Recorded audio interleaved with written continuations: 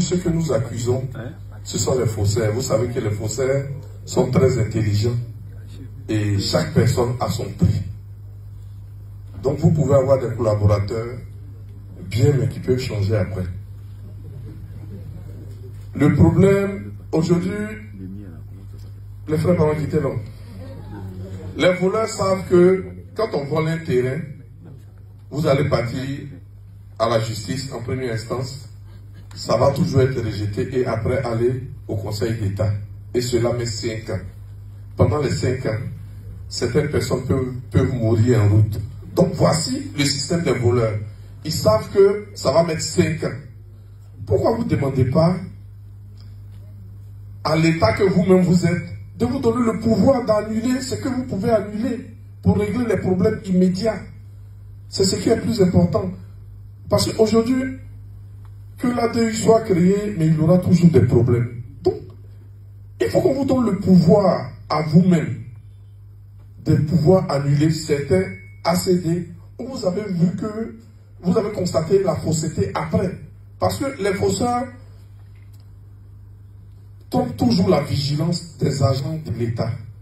Moi, je prends aujourd'hui le cas de Mbadon où il n'y a jamais eu de problème, à part un certain monsieur... Non. Daniel Robert, qui a lu seul 61 lots pendant qu'il n'est pas étrié. Il n'a jamais fait de... Il n'a jamais rien fait dans le village, il a 61 lots, il n'est pas étrié. Et je me rends compte que ce monsieur est sur mon terrain avec une attestation qui n'est pas l'attestation du village, mais une autre attestation de l'association des propriétaires terriens.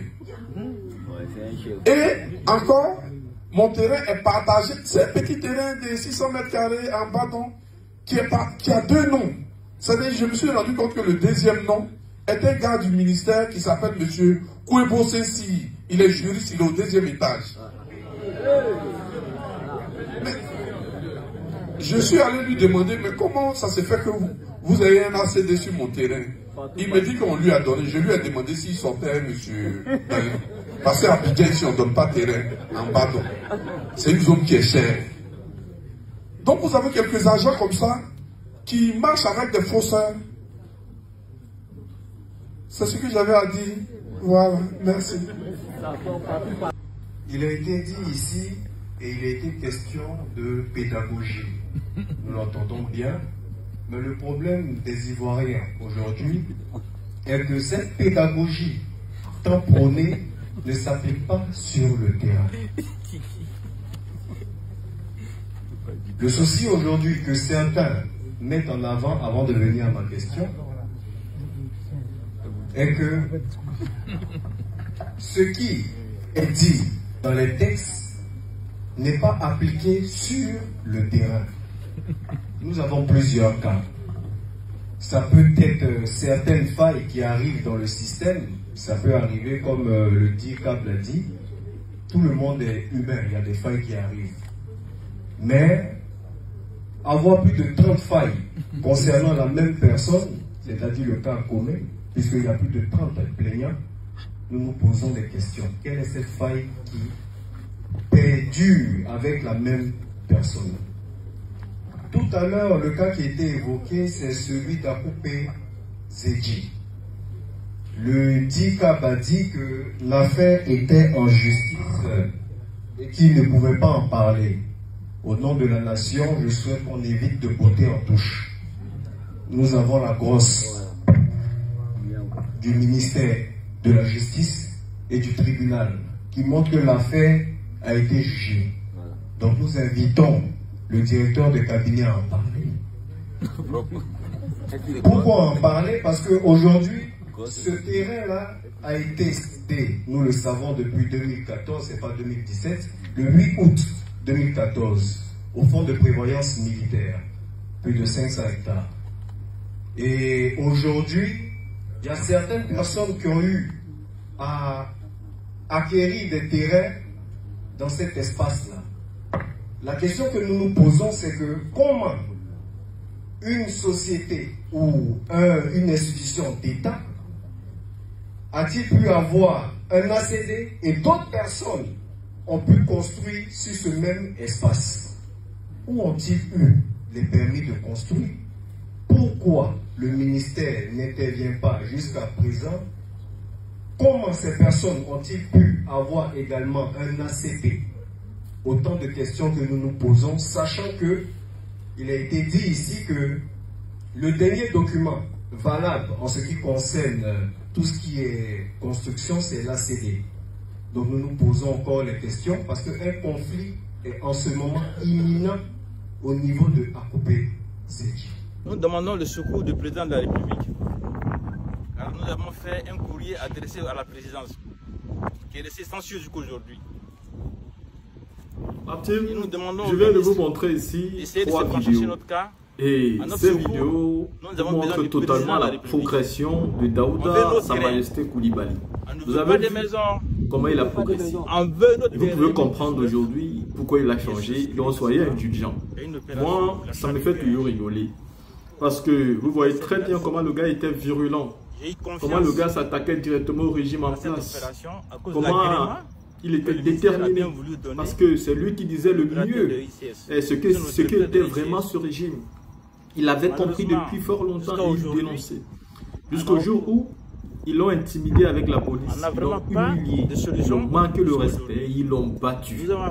Depuis ce moment, Daouda Koulibaly a totalement changé.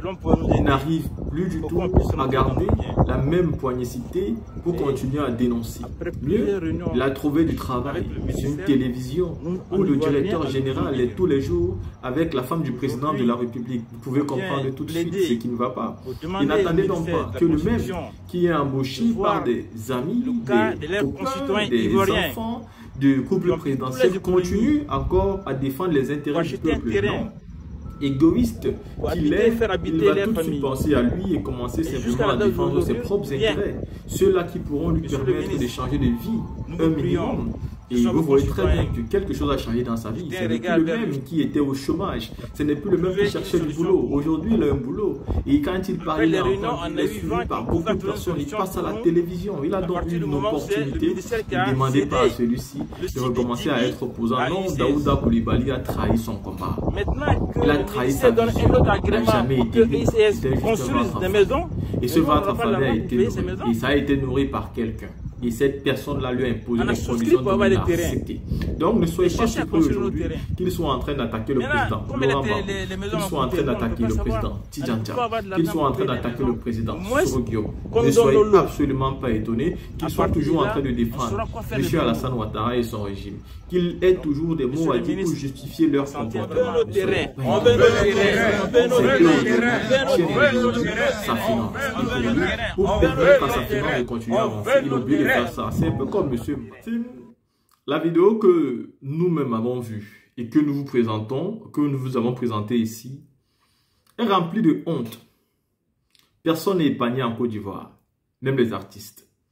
Vous venez d'écouter ici Siro qui a expliqué son cas et qui a été explicite sur ceux-là même qui ont aujourd'hui les ACD sur son terrain. Il y a 2 personnes qui ont son terrain et un qui est au ministère, qui travaille, donc qui est reconnu.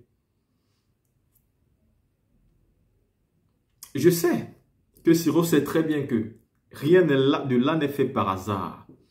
Je sais, parce qu'il n'est pas naïf, que tout ce qui est fait par rapport à ce problème de foncier aujourd'hui n'est pas un problème au hasard. Je sais qu'il sait que tout ce qui se passe est bien orchestré et bien organisé par ceux qui sont au pouvoir. Je sais aussi qu'il sait que ce ministre de la Construction est complice de tout. N'oubliez pas que ce ministre de la Construction a déjà cassé des maisons que M. Touré voulait construire à Abidjan là-bas. Le même M. Touré qui a eu des problèmes avec Emmanuel, je crois, ce monsieur, le ministre de la Construction, a déjà détruit ces terrains, ces maisons. Tout simplement parce que les maisons qu'il était en train de construire à l'intérieur, on faisait des bruits. Et donc, comme on faisait des bruits, lui, ça l'a énervé, il est venu la casser. Vous n'avez plus le droit de vivre ici, en fait. Voyez-vous ce que ça signifie? Ceux qui gouvernent la Côte d'Ivoire aujourd'hui ont un mépris pour le peuple, une condescendance pour le peuple. Et ils ont cet amour à humilier le peuple. J'ai l'impression qu'ils ont compris que plus ils affament le peuple, plus le peuple perd les forces et plus ils peuvent garder le pouvoir pour toujours.